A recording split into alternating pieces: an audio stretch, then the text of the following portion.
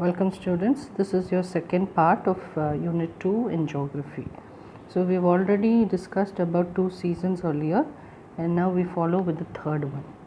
Southwest monsoon or rainy season. The southwest monsoon is the most significant feature of the Indian climate.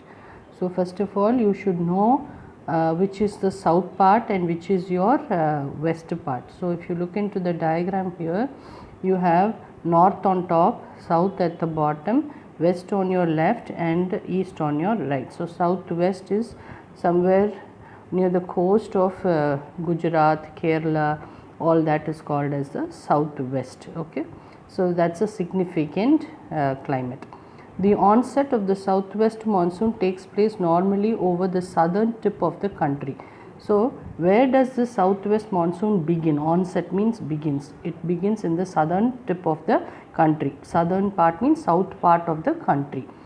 By the first week of June we have advances along the Konkan coast in early June and covers the whole country by the 15th of July. The monsoon is influenced by a global phenomenon like El Nino. So worldwide this process is known as El Nino. So prior to the onset, prior means before this southwest monsoon could begin, the temperature in North India reaches up to 46 degrees Celsius. So it's a hot climate in North India. The sudden approach of monsoon wind over South India while lightning and thundering is termed as the break or burst of monsoon. So what happens is there is a sudden monsoon wind over South India where you have lightning and thunder, and that is called as a break or burst of monsoon. The monsoon wind strikes against the southern tip of Indian landmass and gets divided into two branches. So where does this monsoon hit? We already discussed, it hits the south part of the country, Indian country, and then it divides into two parts. So one branch will start from the Arabian Sea and the other from the Bay of Bengal. So you can see here, one will go from the Arabian Sea and one to the Bay of Bengal. The Arabian Sea branch of southwest monsoon gives heavy rainfall to the west coast of India. So west coast is nearly like Gujarat part. Okay, it is located India as it is located on the windward side of the Western Ghats. The other part which advances towards north is obstructed by the Himalayan mountains. So as we move towards the north, what happens is the wind is being obstructed. It is being stopped by the Himalayas and results in heavy rainfall in the north. So what happens when the wind that is carrying the moistness, when it is stopped by the Himalayas, it gives a rainfall, and that rainfall is too high. As Aravalli mountain is located parallel to the wind direction, Rajasthan and western part do not get much rainfall from this branch. So because there is a mountain which is parallel means like along the wind direction, Rajasthan and does not get much of rainfall. You know that Rajasthan is a dry place. The Bay of Bengal branch moved towards northeast India and Myanmar, whereas the Bay of Bengal branch, what happens is it is the wind moves towards the northeast, that is on the right part, okay, and Myanmar. This wind is trapped by a chain of mountains. So what is trapped means caught. There we saw it is obstructed. Obstructed means it is stopped. Here it is taken, trapped by Garo, Khasi and Jaintia, and are mainly responsible for the heaviest rainfall caused at Mysoorum, located in Meghalaya. So if you see here, Meghalaya is a place where commonly you have lots and lots of rainfall. Later on, this wind travels towards west, which results in decrease in rainfall from east to west. So now after reaching eastern part, it now travels to the west part, that is across the country. So what happens, the rainfall becomes less. Overall, about 75% of Indian rainfall is received from this monsoon. So 75% of the rainfall that we get in India is because of this southwest monsoon. The next one is the northeast monsoon. So again let me show you where is north. North is on this top part, east is on your right. So that top part is the northeast. The southwest monsoon begins to retreat. Retreat means travel back from North India by the end of September due to the southward shifting pressure belt. So when the pressure changes, the wind that went to North India now returns back to the south.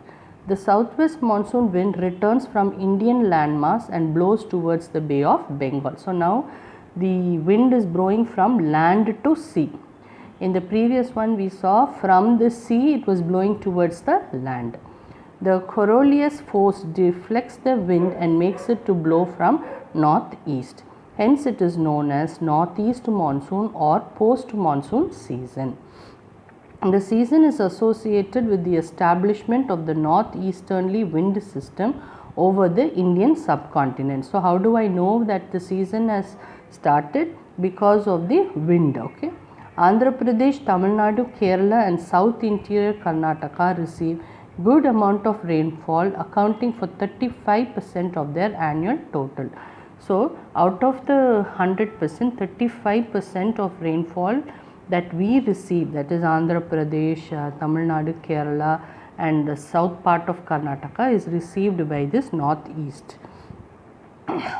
Many parts of Tamil Nadu and some parts of Andhra Pradesh and Karnataka receive rainfall during this season due to the storms forming in the Bay of Bengal. So what happens is, so when this wind flows from the land to the sea, there is a storm formed where at Bay of Bengal, and because of this we receive huge amount of rainfall.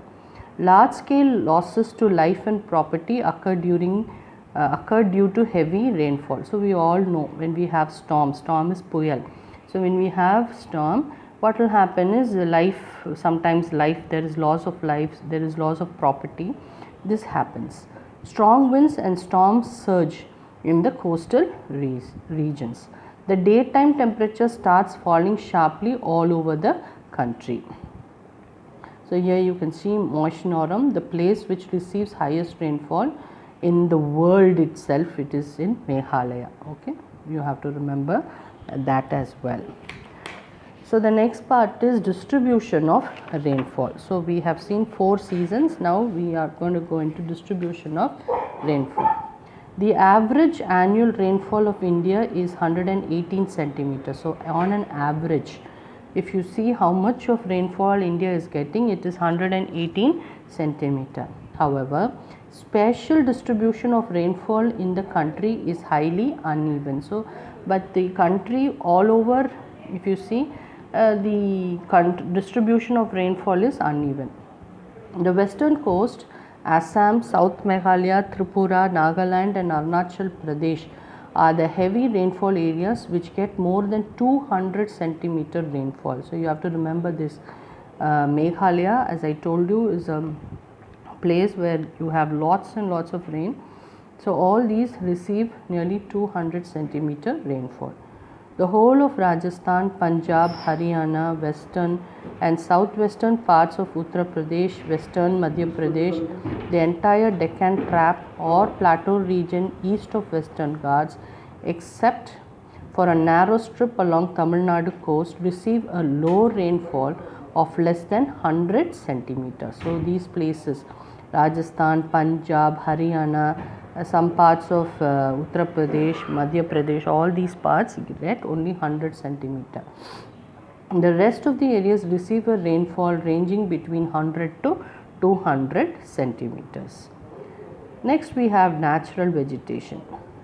Natural vegetation refers to a plant community unaffected by man either directly or indirectly. So in general, if you see, when vegetation, that is when the growth of plant is not much dependent on man, then we call that as natural vegetation. Like if you take forest and all that, no man is needed, it grows by itself, right? And because of the rainfall, because of the soil, it grows.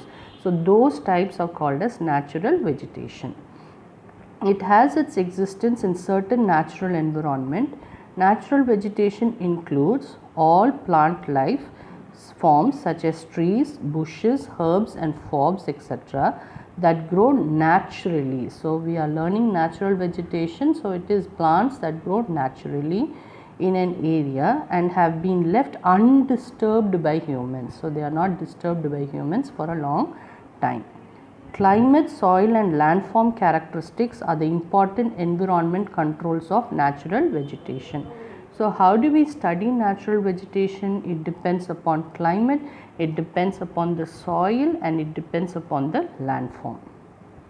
On the basis of the above factors, the natural vegetation of India can be divided into the following types. This is very important, children.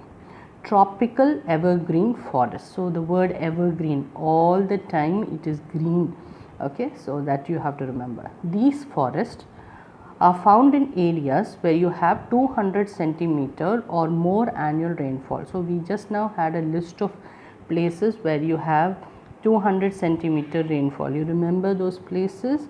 Let's go back to that. Meghalaya, West Coast, Assam, South Meghalaya, Tripura, Nagaland and Arunachal Pradesh. These are the places where they get 200 centimeters of rainfall. So those places you have to keep in mind, okay. And then the annual temperature is more than 22 degrees Celsius, whereas the temperature is only 22 degrees Celsius, and the average annual humidity exceeds 70% in this region. Humidity is that kind of wetness in the air, you call it as humidity. Western Ghats in Maharashtra, Karnataka, Kerala, Andaman Nicobar Islands, Assam, West Bengal, Nagaland, Tripura, Mizoram, Manipur and Meghalaya states have this type of forest. The most important trees are rubber. So when you have lots and lots of rain, what are the trees that grow? Rubber. Mahogany is a type of tree.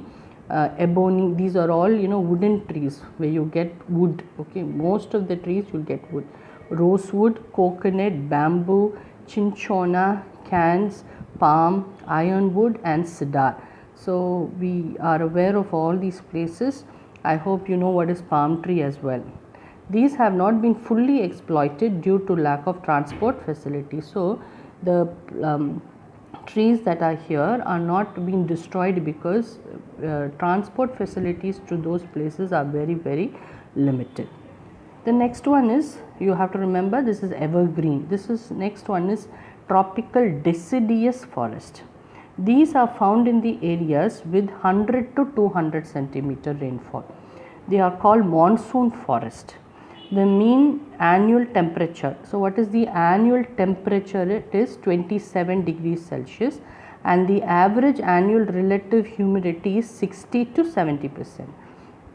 The trees of these forests drop their leaves. So deciduous, so that word you have to remember.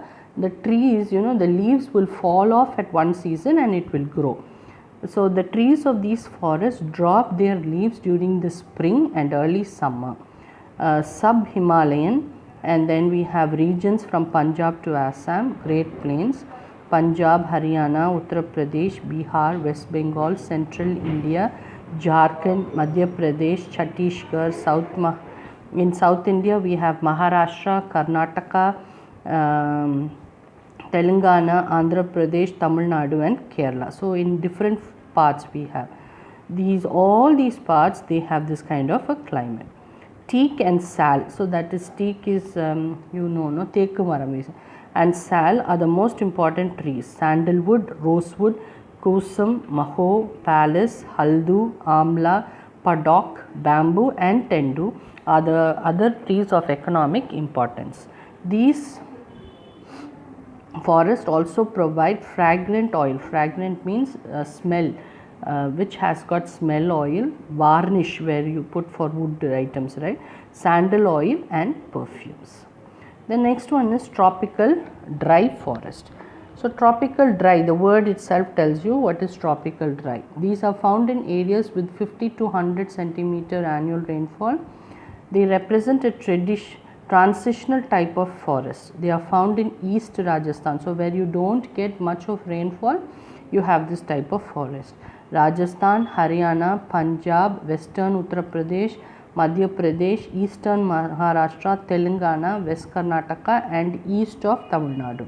The important species are Maho, Banyan, Amalthas, Palas, Haldu, Kikkar, Bamboo, Babul, Kahir, etc. These are the trees that grow in this kind of area. The next one is desert and semi desert vegetation. So that means half. Okay, it's not perfectly a desert. A semi means half. These are also called as tropical thorn forest. Thorn means mull. So these are found in areas having annual, the whole year the rainfall is less than 50 centimeter. They have low humidity and high temperature. These forests are found in northwest India, which includes West Rajasthan, southwest Haryana, north Gujarat and southwest Punjab. They are also found in very dry parts of Deccan Plateau in Karnataka, Maharashtra and Andhra Pradesh. Babul, Kikkar and wild palms are common trees found here. Next one we have is mountain or mountain forest. These forests are classified based on their basis of altitude and amount of rainfall. They are found on the slopes of mountains in northeast states. So we know that the north of our country has got lot of mountains. So here it is found on the northeast states. These forests found in the altitude means height. How much of height we have for this forest? 1200 to 2400 meters. Sal, it's a kind of a tree. Oak, laurel, amura, chestnut, cinnamon are the main trees found here.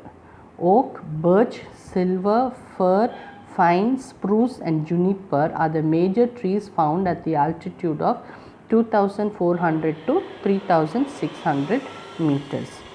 So these are the trees. Now these trees and all, you need to go to Google and search out for yourself what are the trees, because most of the trees we are not aware of. You might not have seen in our place. The rainfall of this region is moderate.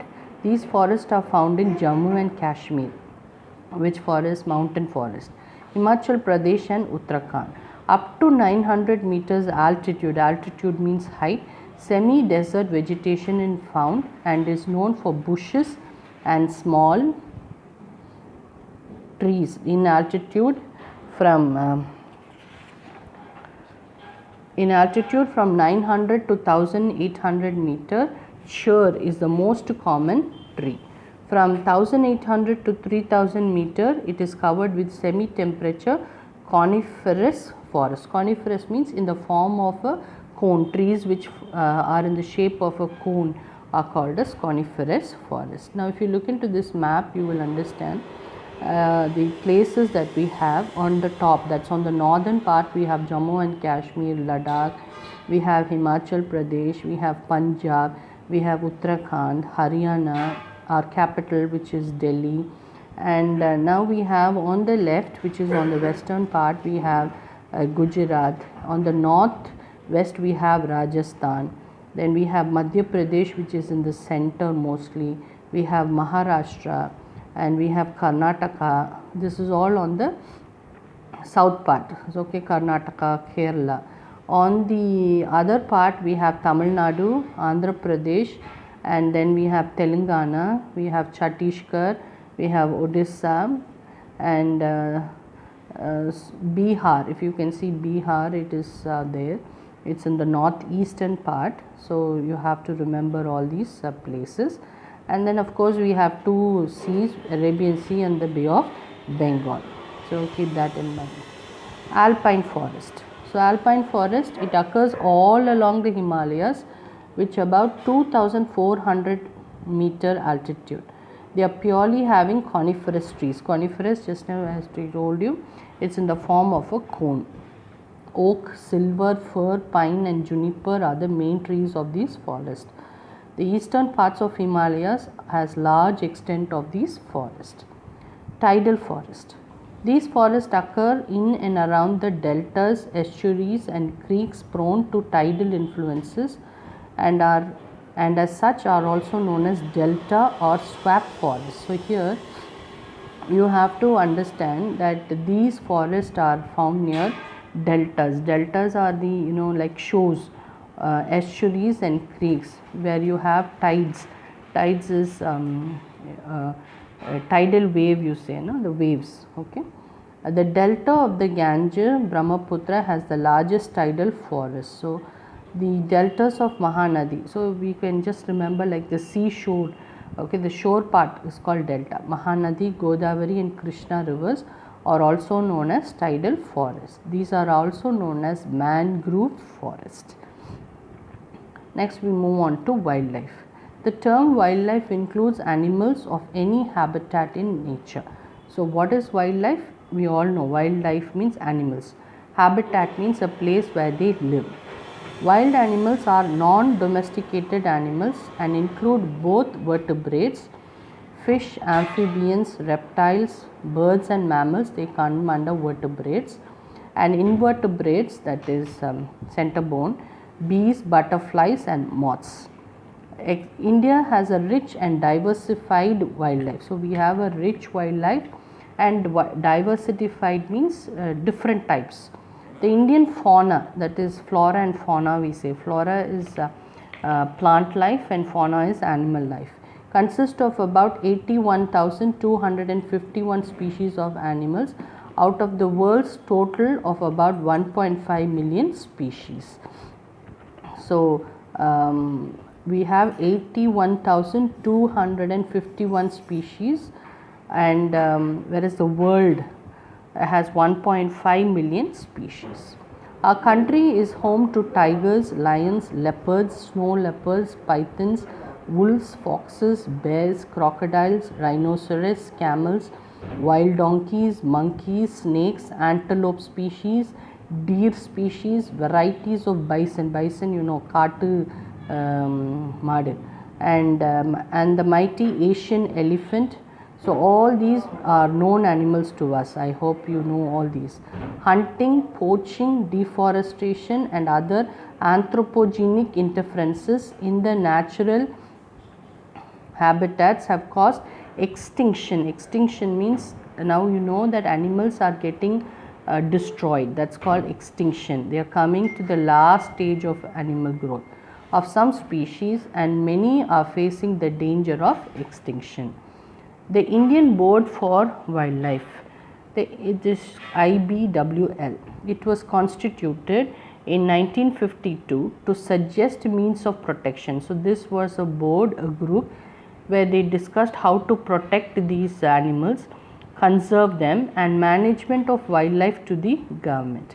The Government of India enacted Wildlife Protection Act in 1972. So they brought an act, a law, which is called as the Wildlife Protection Act, which was brought in 1972, and the objective, the aim, objective means aim of effectively protecting the wildlife of the country and to control poaching. Poaching is taking off, smuggling, illegal trade of wildlife and its diversities. To preserve the country's rich and diverse wildlife, a network of 102 national parks and 515 wildlife sanctuaries across the country have been created. So how many parks we have? 102. Sanctuaries, wildlife sanctuaries are 515. Biosphere reserves. Biosphere reserves are protected areas of land coastal environment. So what is bio means? See, when a reserve means is where place where you protect certain things. So protected areas along the coastal, that is called as biosphere reserves.